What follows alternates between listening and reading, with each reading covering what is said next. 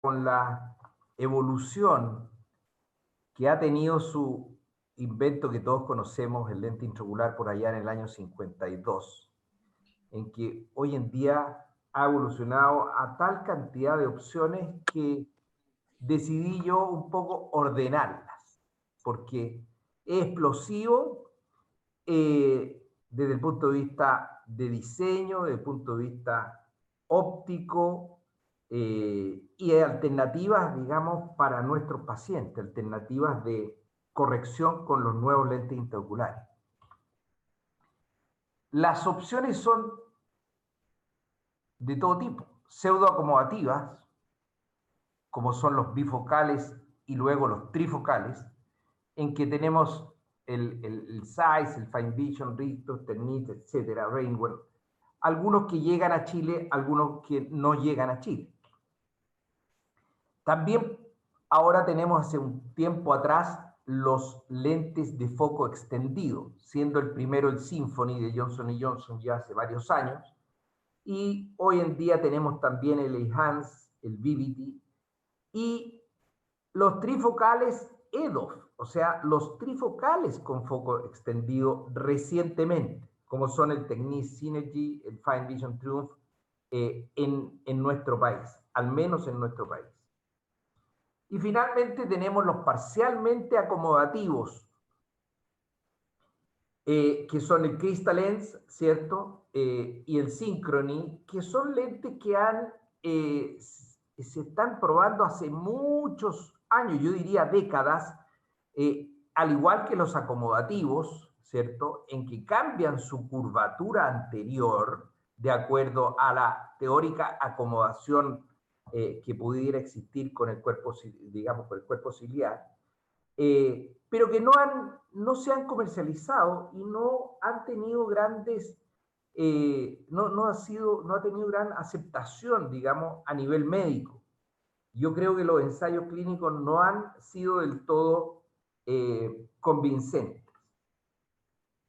Bueno, en Chile comenzó la historia en el 97, en que por primera vez fuimos, y a mí me tocó ir a un curso del multifocal Array a Estados Unidos por el día. Me fui en la noche, al otro día en la mañana despertamos en el hotel, hicimos el curso, y en la tarde, a las 8 de la tarde, nos fuimos a las 6 de la tarde, nos fuimos al hotel y volvimos a Chile. Así que hicimos un curso por el día de este famoso lente que fue el primero que tuvimos la oportunidad, y que ustedes lo han escuchado ya, el Array, que fue un bifocal refractivo.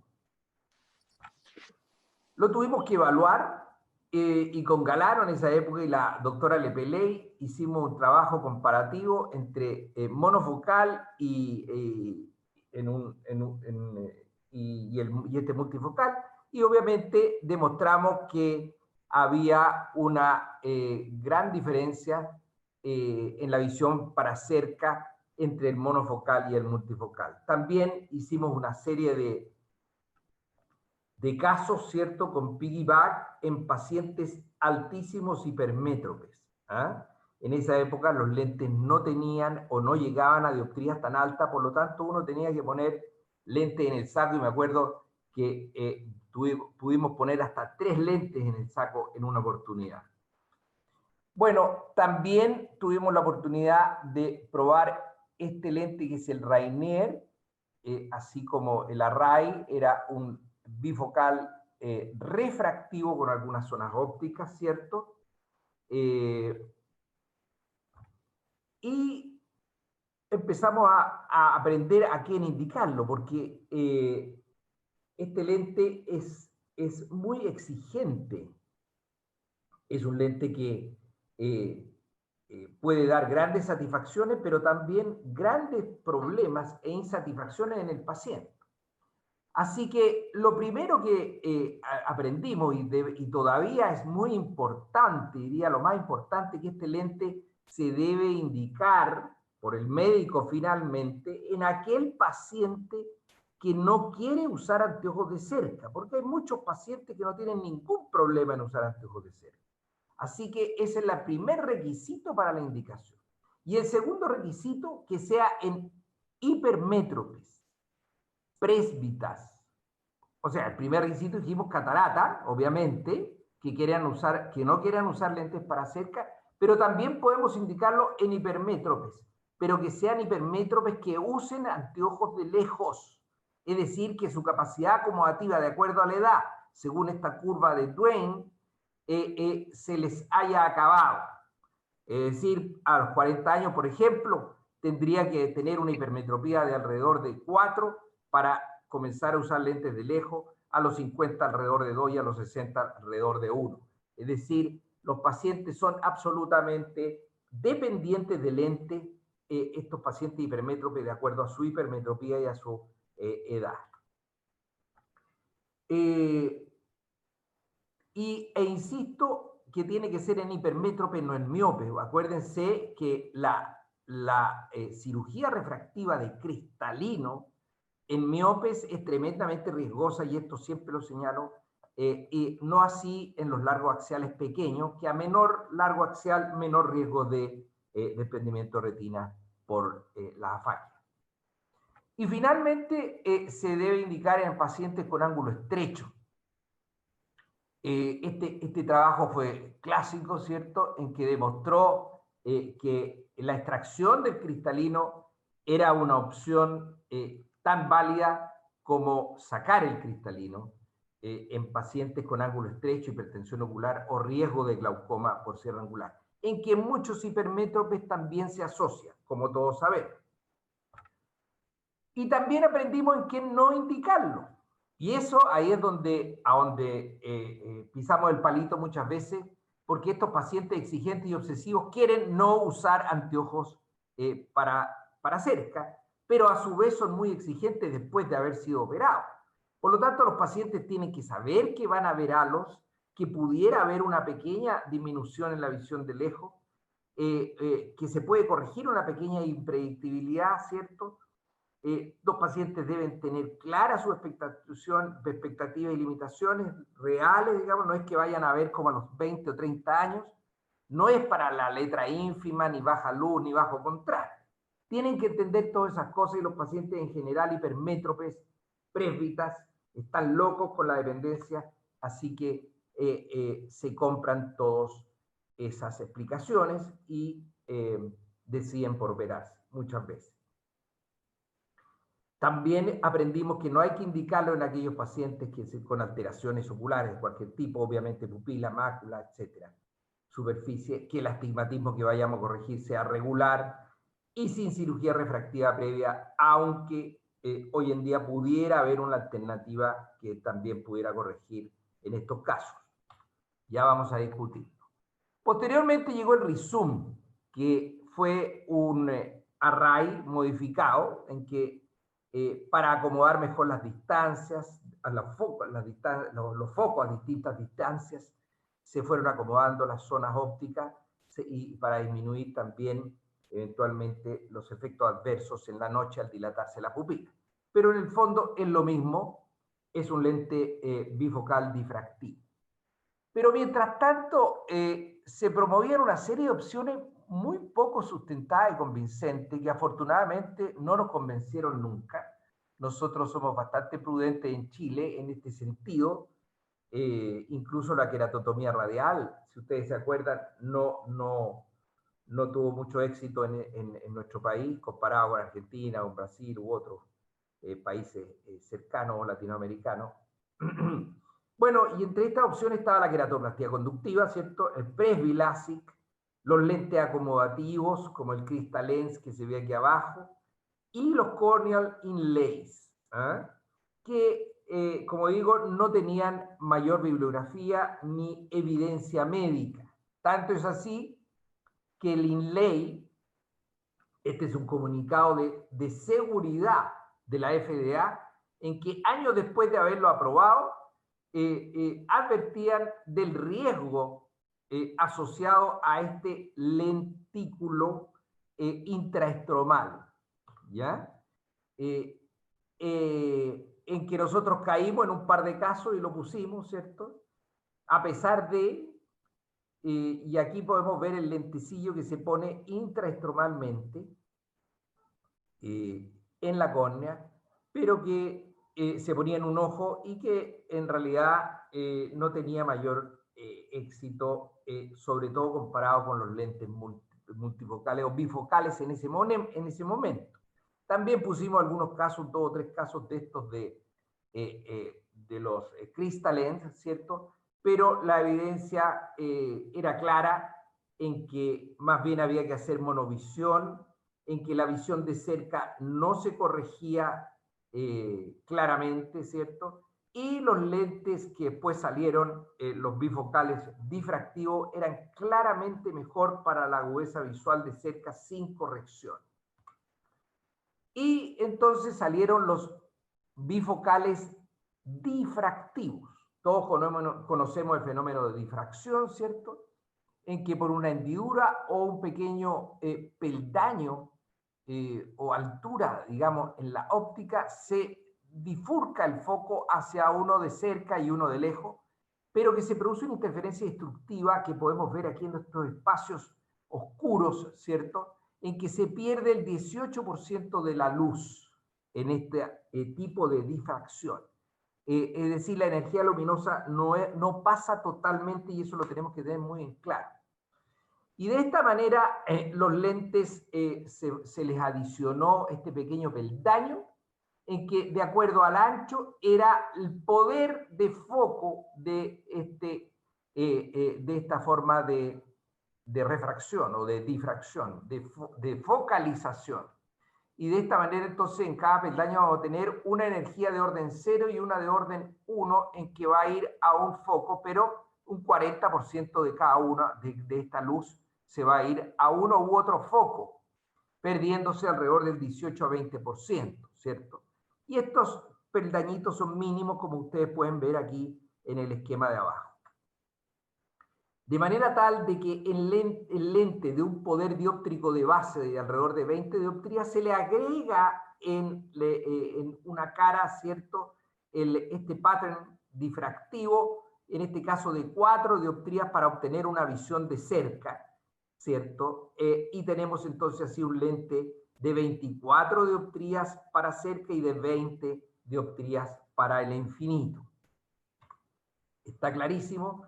Y en un comienzo tuvimos los lentes esféricos, luego se le agregó la asfericidad en la otra cara, ¿cierto? Luego se le empezó a agregar 4, 3, 3, 5, 2, 5, buscando la mejor satisfacción para el paciente y la mejor comodidad.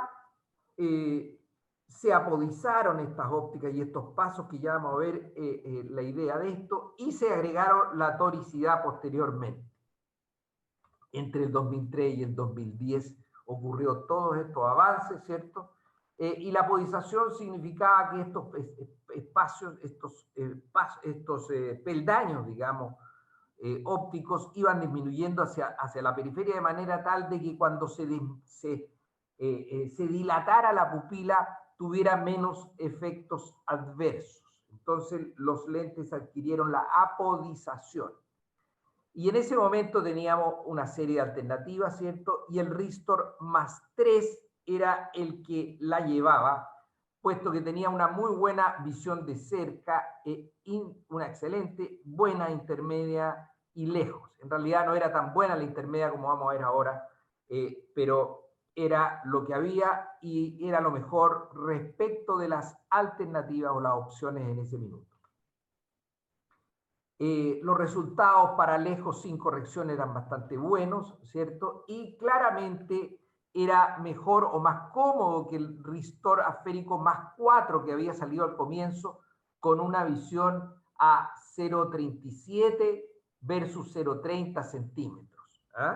Entonces alejaba un poco el foco, lo que daba un poquito mayor comodidad, mayor independencia y mejor satisfacción. Aquí podemos ver entonces que la curva se corre un poquito hacia lo intermedio, la curva de foco. Este es el foco de lejos, ¿cierto? Ese es el foco de cerca y este es el foco de cerca, y aquí en esta guatita el foco intermedio que no estaba cubierto a estas alturas. Cuando veíamos la visión o comparábamos la visión del bifocal Technics y el bifocal Alcon Ristor, ¿cierto? teníamos sin duda una mejor visión de cerca porque era más 3 versus, perdón, era más 3,5 versus más 3. Y como les digo, después salió el tórico en estos dos lentes bifocales, ya sea Rextor o Tecnis.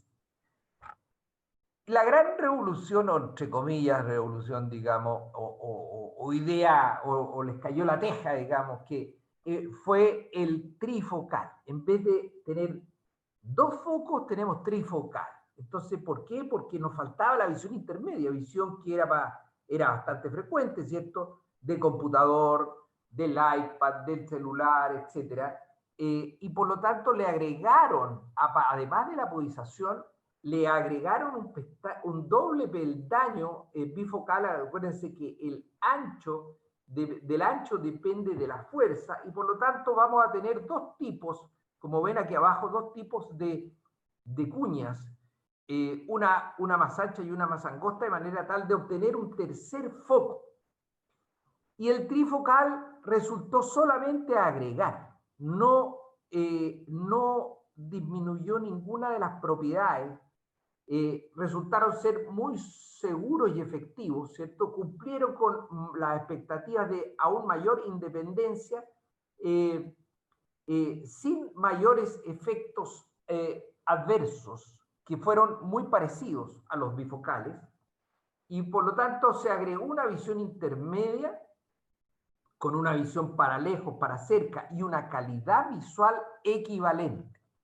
De manera tal de aquí podemos ver que aumenta el foco o la visión en la zona intermedia del rojo al azul, en la zona intermedia alrededor 1,5 de desfoco, tenemos una mejor visión Longmar, como podemos ver aquí. Y así existieron varios trifocales, los más famosos, entre comillas, o los más usados, los más comercializados, fueron los Fine Vision, Atelisa y Panoptix. Y este trabajo muy bien hecho es un metaanálisis en que analizó los trabajos de estos trifocales, incluido el Atelisa trifocal, en que aquí se ve que agrega el foco alrededor de 80 centímetros con una potencia intermedia de 1,66, ¿cierto? Y este metaanálisis claramente demuestra que es mejor el foco intermedio con respecto a los bifocales. Como ven aquí, un desfoco de alrededor de -1 es mucho mejor, favorece, digamos, a los trifocales, al igual que el foco de alrededor de 2,5 y de 3. Entonces, claramente los estudios demostraron que el trifocal agrega, ¿cierto? Una visión intermedia, da incluso mejor visión corregida a distancia, y la refracción postoperatoria, glares y los efectos adversos no eran significativamente diferentes. Por lo tanto, el trifocal difractivo resultó ser mejor que el bifocal difractivo, dando una visión intermedia y dando una equivalente visión de lejos y equivalente efectos adversos. Como aquí vemos, son los famosos halos en la noche, en que se comparan los tres lentes, en que son similares y tal vez unos un poquito mejores que otros. De manera tal que nosotros disponíamos del Fine Vision desde hace un tiempo, y el Fine Vision, la diferencia, disponíamos del Fine Vision y del Panoptix, pero el problema o la diferencia era de que el Fine Vision tenía un foco obviamente de lejos, uno intermedio de 1,75 y uno de 3,5, que se obtenían, ¿cierto?, con las estructuras difractivas de 3,5, que su segundo orden da un 1,75, pero se agregaba también una estructura difractiva de más 7, en que su segundo orden daba también 3,5, que se le agregaba a la otra estructura difractiva.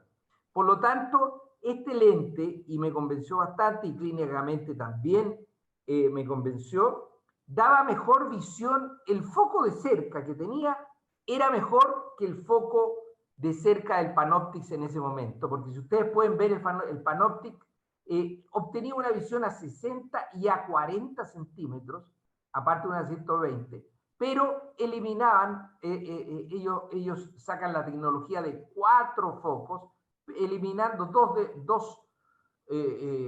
eliminando el de lejos, quedando 2 focos, uno foco cercano e intermedio, más el de distancia, ¿cierto? Pero eliminar el de lejos, redistribuyendo la luz a la distancia.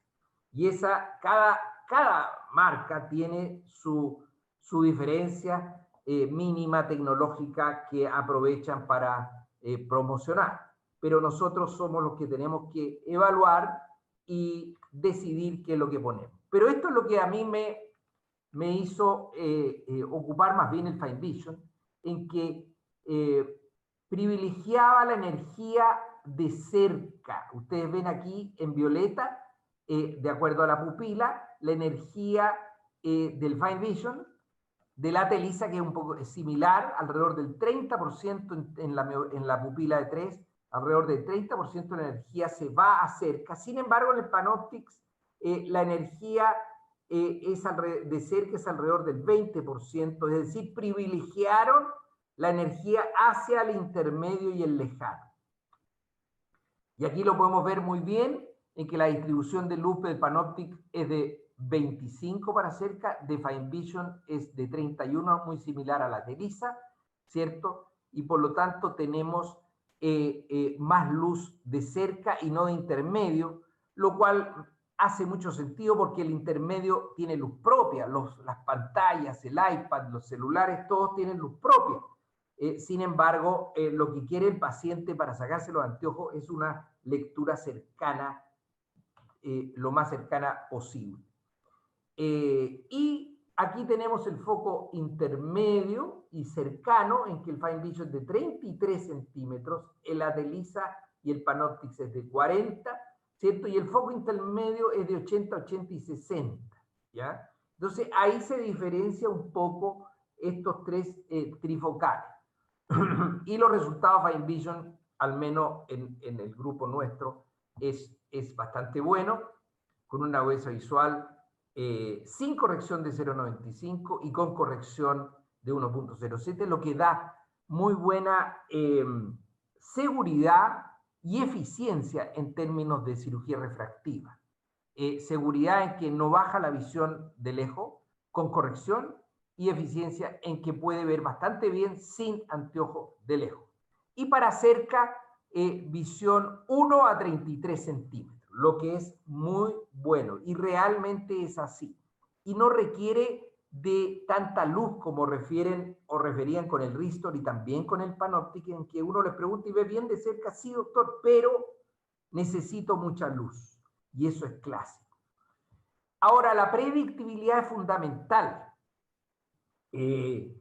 La predictibilidad es fundamental y en eso nosotros nos tenemos que preocupar y estar evaluando el error absoluto medio o MAE, ¿cierto?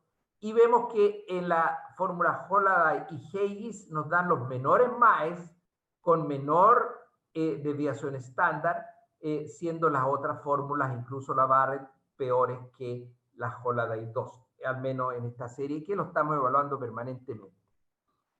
Ahora, mientras luego salieron, y para complicarnos la película, los monofocales de foco extendido. Y los monofocales... Ah, perdón, ¿algo pasó o no? ¿Aló? ¿Ahí se ve? Doctor, ahí sí. ¿Sí? Ahora sí, sí. Bueno, luego salieron los monofocales de foco extendido, que cuesta a nosotros que tenemos la visión óptica bastante clásica, o los conocimientos ópticos más tradicionales, ¿cierto? Entender esto de foco extendido. Incluso cuando salió el Synergy, que fue el primero que salió hace ya varios años, yo les preguntaba cómo hacía el foco extendido y en realidad o no querían decirlo o no lo entendían tampoco. Y todavía no se entiende bien. Bueno, este es un lente suizo en que maneja el foco o extiende el foco, ¿cierto? Con un tipo de lente que tiene una superficie cónica en que se llama axicon y transforma el rayo dentro de un anillo, ¿ah? O sea, en un anillo, dentro de un anillo de foco y no en un foco puntual. Entonces, esta base piramidal va produciendo foco en distintos puntos, produciendo una extensión de este foco, que algo se entiende, ¿cierto? Y luego también están estos otros tipos de lentes como son el mini well, el SAIF, etcétera, en que el foco extendido lo logran manejando las aberraciones esféricas, ¿cierto? Dando un foco para cada tipo de aberración distinta, de manera tal de que en realidad este foco es un foco, debería ser un foco aberrado, pero extienden así el foco por asociación o manejo más bien de las aberraciones esféricas negativas y positivas. Eso mediante también los índices de refracción diferenciados para las distintas longitudes de onda. Es bastante complejo y ocurrente este tipo de lentes de foco extendido. Y este es el famoso Symphony, ¿cierto? En que al fin revelaron más o menos cómo es el asunto y dicen que se trataría de varios que le llaman ellos, son estos peldaños, pero que son un poco inclinados, ¿cierto? 9 peldaños centrales o ekelets que son más largos y levemente angulados, dice aquí, que elongan el área de foco. ¿Ah? Y esto aumenta, ¿cierto? Sin duda alguna, la visión de cerca e intermedia sin compromiso de la visión de distancia y con mínimo o nada, dicen ellos, efectos adversos durante la noche. O sea que esto no agregaría, lo cual a uno le hace ruido, ¿cierto? No agregaría efectos ópticos adversos. Además, el Symphony y otros de estos lentes hacen un manejo de las aberraciones cromáticas que en la córnea son en un sentido, de acuerdo a la longitud de onda de la luz total, ¿cierto? Que ellos en el lente la neutralizarían de manera tal de obtener una disminución de las aberraciones cromáticas como vemos aquí. Bueno, de esta manera el Symphony obtendría una mejor agudeza visual intermedia, además de la lejana, y eso es lo que es el objeto de este lente, con una mayor independencia y satisfacción del paciente, pero ellos dicen con mejor visión cercana con mini o mini monovisión, lo cual es absurdo considerando los bifocales, incluso los trifocales. Y además, en su folleto mismo, dicen que puede causar reducción en la sensibilidad de contraste y que hay que informarlo al paciente, por lo tanto, no sería tan inocuo el mecanismo del foco extendido. Y para enredar más la película, ahora salieron los monofocales de foco extendido. Perdón, todavía no. Este es otro foco extendido, que es el de Acris, el de Alcon, ¿cierto? Que es el Vivity, en que tendría otra tecnología que ellos le llaman X-Wave,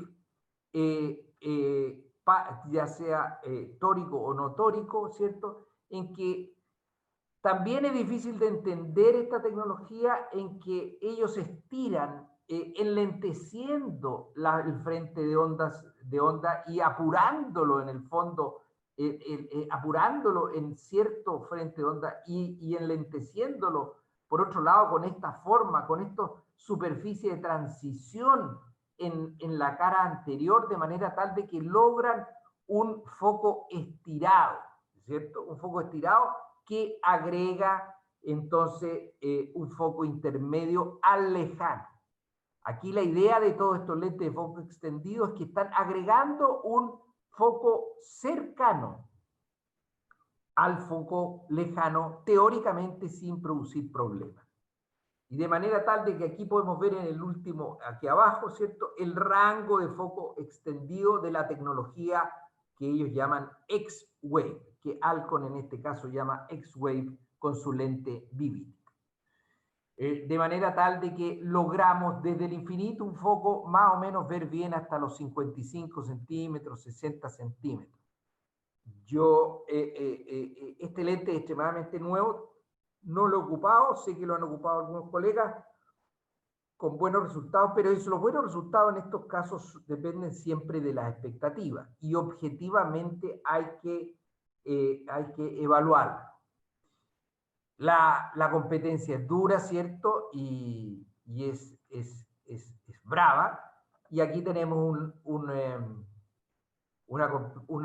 folleto de BBT en que habla de la monofocalidad, es decir, de las aberraciones o la visión de halos en la noche con un monofocal y lo compara con la tecnología X-Wave, que no es tan diferente, sin embargo, con la competencia, obviamente con el Symphony, es tremendamente diferente, si la cosa es así.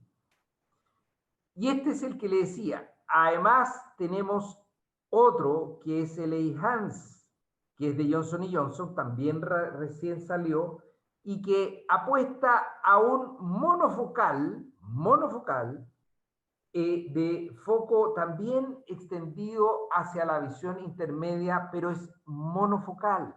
¿Y por qué dice que es monofocal? Porque simplemente tiene una mayor curvatura mínima en el centro, ¿ya? Es decir, la curvatura única del lente monofocal aumenta hacia el centro. De manera tal de que también nos da un foco extendido, pero en este sistema es debido a una refracción continua, a un fenómeno refractivo continuo mayor hacia el centro, que nos daría este rango de visión intermedia aumentado. Lo cual, al ser refractivo y tan tenue, ¿cierto?, en su curvatura, no afectaría la visión, la calidad visual, y mejoraría la visión de lejos, como se ve aquí, con respecto a su propio lente monofocal, ya que corrige las aberraciones esféricas, las cromáticas, y sería mucho más pupilo dependiente y de centramiento, cosa que pudiera ser útil entonces, como les decía en un comienzo, para los pacientes operados de cirugía refractiva, lo cual habrá que evaluar con mucha prudencia también. Y la sensibilidad de contraste, como ven aquí, sería incluso un poquito mejor que el monofocal. Y eso es lo que apuesta este lente, aunque hay que verlo, tengo mis dudas. Bueno, y ahora, para complicarnos un poquito más la película todavía, salen los trifocales EDOF, es decir, o un bifocal difractivo más un foco extendido. Es decir, ahí ya tendríamos todas las de la ley, todas las propiedades, digamos, en un solo lente. Y sale el Fine Vision Triumph, ¿cierto?, en que obtiene un lente de un rango de foco elongado, ¿ah? Ellos lo llaman un rango de foco, en que también mejora las aberraciones cromáticas. Y así se van haciendo una especie de estas tecnologías que se van agregando y se van como quien agrega un carro en el supermercado, se van agregando las distintas tecnologías que ya son commodity y vamos a tener una oferta de lentes interoculares con numerosos tipos de tecnología. Y aquí tenemos el Triumph que obviamente prometía, así que lo evaluamos en algunos casos, en que hay que tener una muy buena red. Detalles técnicos nos vamos a entrar, pero obviamente todos estos lentes requieren de una técnica muy minuciosa. Y este es el lente, que es un Fine Vision con foco extendido, es decir, un trifocal más foco extendido, en que en realidad, aparte de ver una distinta distribución de anillos y de tamaños de anillo que se ven muy bonitos, no se puede diferenciar obviamente las propiedades. Ahora, la gracia del Triumph sería de que le dan más energía o le agregan un foco intermedio, como vemos acá en rojo, aumentan el foco intermedio del Fine Vision tradicional, que es el de la izquierda, en azul, aumentan y por lo tanto le dan mayor énfasis al foco intermedio que al cercano, lo cual creo yo, y no yo soy, me tocó participar en un foro en esta de las cuarentenas del Fine Vision y también otros usuarios, digamos, decían que en realidad no les gustaba eso. A mí, yo desde un principio dije, no me gusta porque yo creo que el bifocal, cuando uno indica un bifocal, los pacientes quieren leer de cerca y tiene que estar todo privilegiado para cerca. Lo intermedio, a mi modo de ver, no es tan importante por las razones que ya conversamos. Y por lo tanto aquí tenemos la diferencia entre el Fine Vision tradicional y el EDOF o Triumph, ¿cierto? En que tendría mayor energía para lejos y una mejor distribución de la energía, más pareja, como ustedes pueden ver, pero tiene el problema y la diferencia que a mí no me gusta, que la energía para cerca en el tradicional es de 30% y en este sería de 20% solamente, aunque tiene, como ustedes ven, una curva para las distintas pupilas mucho más pareja de distribución de esta energía. También tiene la corrección de las aberraciones cromáticas. Todos sabemos que dependiendo de la longitud de onda, el rojo refracta o difracta distinto que el azul. Y ellos entonces en una superficie difractiva, en la superficie difractiva, agregan las aberraciones negativas, ¿cierto? La afericidad negativa, perdón, una felicidad negativa a la positiva, de manera tal de obtener un foco de aberraciones cromáticas único y mejorando estas aberraciones cromáticas. De manera tal, y posteriormente tenemos el Synergy. El último lente que disponemos hoy en día es el Synergy, en el cual es un difractivo EDOF, es decir, es un trifocal EDOF, un trifocal, o sea, un trifocal con EDOF o difractivo más EDOF, con además corrección cromática, filtro azul, etcétera, etcétera. En que el foco iría desde el infinito hasta los 33 centímetros. Entonces, ustedes pueden ver que vería bastante bien a lo lejos, como se ve aquí en el 0. Baja un poco la visión en el intermedio, pero baja entre 20-20 y 20-32. Elongándose mucho este foco de intermedio hasta alrededor de los 33 centímetros con una visión de 20-25. Es decir, el Synergy tendría una muy buena curva de foco e intermedia y sin perder el lejos ni el cerca, que es lo que creo yo que debe interesar. También hace un manejo de las aberraciones cromáticas, ¿cierto? En que ellos compensan las aberraciones cromáticas de la córnea con el lente intraocular de manera de neutralizarlas y obtener una corrección de las aberraciones cromáticas. Con esto ellos dicen que tienen una obviamente la mejor corrección de la aberración cromática de todos los lentes que existen y ofrece una mejor calidad visual que el resto de la competencia, es cierto, a 5 milímetros. No hay bibliografía que nos avale todo esto, aún menos experiencia nuestra que lo avale, pero esto es lo que yo estoy repitiendo un poco lo que dicen las diferentes compañías.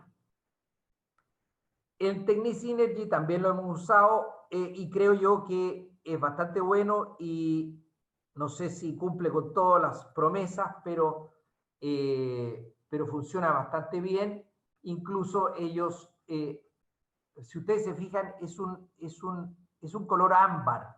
Es de un color ámbar, un color, no es ocre, pero un color opalescente, ámbar. No es ni amarillo ni transparente.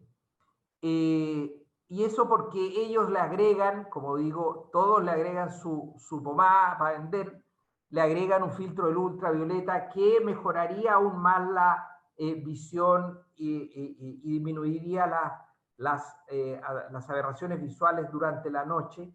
Tendría mejor menor fototoxicidad y bueno, ellos hablan también del ritmo circadiano. Eso en cuanto al Technisynergy. Y la última novedad que les cuento es el EDOF. EDOF ICL, es decir, un lente fáquico con EDOF. Y este era bastante lógico, yo había conversado este día hace muchos años, y al final con la tecnología EDOF sale el ICL EDOF, que sería el indicado para aquellos pacientes presbitas miopes. Es decir, uno corrige la miopía y les corregiría entonces la presbicia. Ese está por verse, ni siquiera ha llegado a Chile, dicen que en marzo se lanza en Europa, pero tendría, como ustedes ven, una curva bastante plana desde el infinito, digamos, hasta el cercano. Y eso debido a que queda algo de acomodación, es decir, ocupa la acomodación residual porque obviamente no se saca el cristalino. Ahora, ¿cómo elegimos entre todo esto? Existen muchos parámetros para elegir, ¿cierto? Estaba viendo la hora, disculpe. Existen muchos parámetros para elegir. Pero lo primero que tenemos que elegir en estos lentes es elegir con el paciente o que el paciente nos explique bien y entender bien lo que quiere el paciente. Lo primero es saber si es que el paciente quiere ver bien de lejos, quiere ver bien de cerca o quiere ver bien a distancia intermedia. Porque como vimos, la luz y el foco de los distintos lentes es distinto para estas distintas distancias y por lo tanto ahí es donde tenemos que elegir el lente en primer lugar. Y luego preocuparnos de todas las demás propiedades. Que pueden ser muy fantásticas y cada vez van a ser más fantásticas, aparentemente, de acuerdo al avance de esta tecnología que es capaz de tallarse en el fondo o expresarse en el lente intraocular. Pero ninguna de estas propiedades, y por eso lo tengo en rojo, es válida si es que no hay una buena predictibilidad esférica y astigmática. Y ese es uno de los mayores puntos a preocuparse en este tipo de lentes que salen todos los días. ¿Por qué? Porque no todos tienen constantes claras, constantes de cálculo del lente claras, constantes que no están optimizadas. No hay bibliografía que avale, digamos, los resultados refractivos, los errores refractivos postoperatorios, ¿cierto? Los errores absolutos que hablábamos en un comienzo. Bueno, y también hay que preocuparse de la plataforma, que estemos acostumbrados a la plataforma, al diseño, al material, que bueno, da para todo, da para mucho. La calidad visual, ¿cierto? Los efectos adversos. La luz y el rango de visión mayor de 20-30, ¿ya? Porque todos dicen a visión intermedia, alcanza visión intermedia. Pero ¿qué visión y a qué distancia? No está claro. Los folletos dan una curva que va entre 20-20 y 20-30 o 20-40, etc. Entonces uno tiene que, y uno le pregunta, y yo le pregunté a las casas, digamos, que nos ofrecen estos lentes, y nadie dice cuál es el foco, cuál es la distancia, cuál es hasta qué distancia es el intermedio. No, nadie dice, porque es un foco extendido en que el rango es tan difuso como el concepto, digamos. Entonces tenemos que preocuparnos de esta curva de desenfoco. Bueno, y el resto, el rango dióptrico del lente, muchas veces no existen altas o bajas dioptrías en estos lentes. Y finalmente el peso, los pesos, ¿cierto? Porque hay dos de estos lentes, no voy a nombrarlo, uno es casi la mitad del otro, siendo de las propiedades iguales o incluso mejores que el otro. Estos lentes de trifocales EDOF. Y voy a detenerme un par de minutos en la predictibilidad, porque yo creo que cualquier propiedad, tal como dije, cualquier propiedad de todos estos lentes vale hongo, como se dice hoy en día, si no tenemos una buena predictibilidad.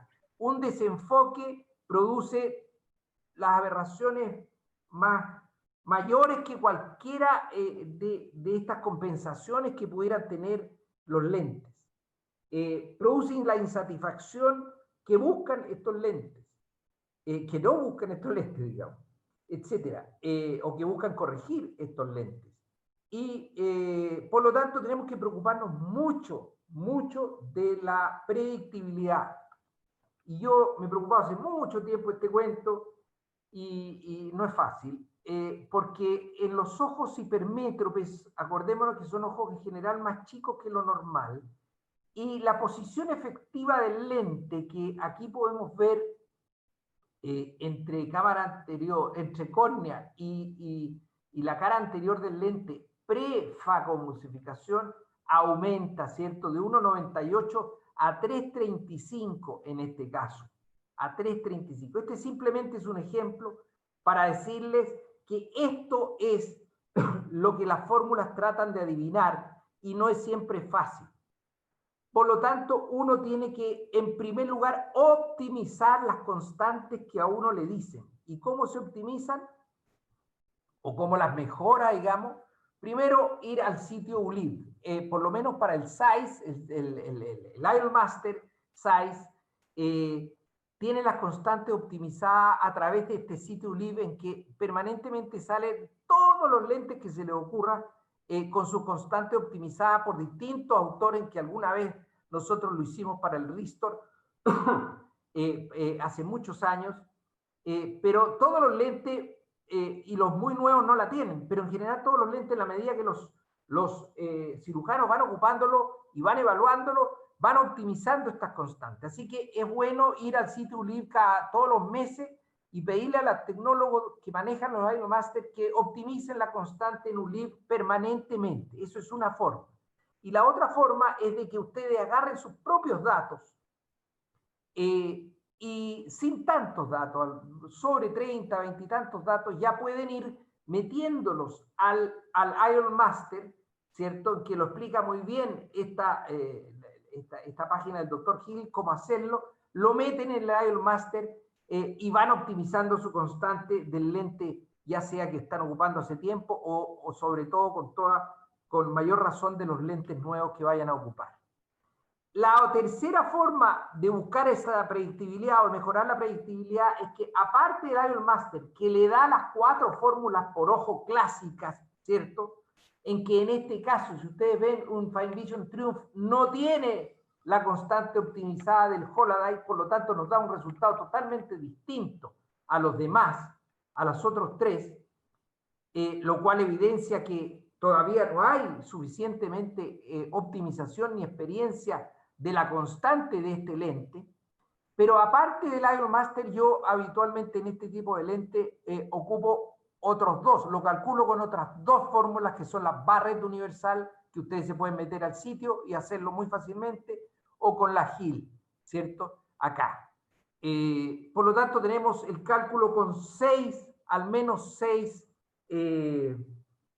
fórmulas distintas para buscar la mejor predictibilidad. Y la predictibilidad tórica también es muy importante, porque lo ideal es buscar esto, ¿cierto? Que en estos pacientes en que tenemos una 0,25 de cilindro, ¿cierto? Subjetivo, sin embargo un 2 de toricidad corneal y un 3 y tanto de toricidad corneal acá, habiendo corregido, ¿cierto?, la toricidad corneal para la subjetiva, y esto se hace de varias fórmulas. Primero, el cálculo es muy importante, el cálculo del lente, ¿cierto? Pero no basta la medición ni el alineamiento. El alineamiento también tiene que ser muy importante. Tenemos que tratar de disminuir el error durante la alineación en la cirugía. Acuérdense que se pierde un 10% de efecto cada 3 grados. Y a los 30 grados el efecto, a los 30 grados no solamente disminuye, sino que aumenta el astigmatismo. Por lo tanto, el alineamiento es fundamental. Y por eso que este lente, bueno, hay que ocupar todas las marcas y ojalá esta que tenemos en el microscopio, ¿cierto?, que es muy útil, que es, sigue a la medición del size, pero este lente además para ponerlo en su marca no siempre es fácil, y este lente que es Fine Vision tórico permite rotarlo hacia ambos lados. Y eso es muy importante porque uno hace una sintonía fina rotando el lente hacia ambos lados. De manera tal de que disminuye al menos el error intraoperatorio, habiendo ya calculado y habiendo marcado y teniendo todas las marcas, que es el último efecto en el cual podemos influir.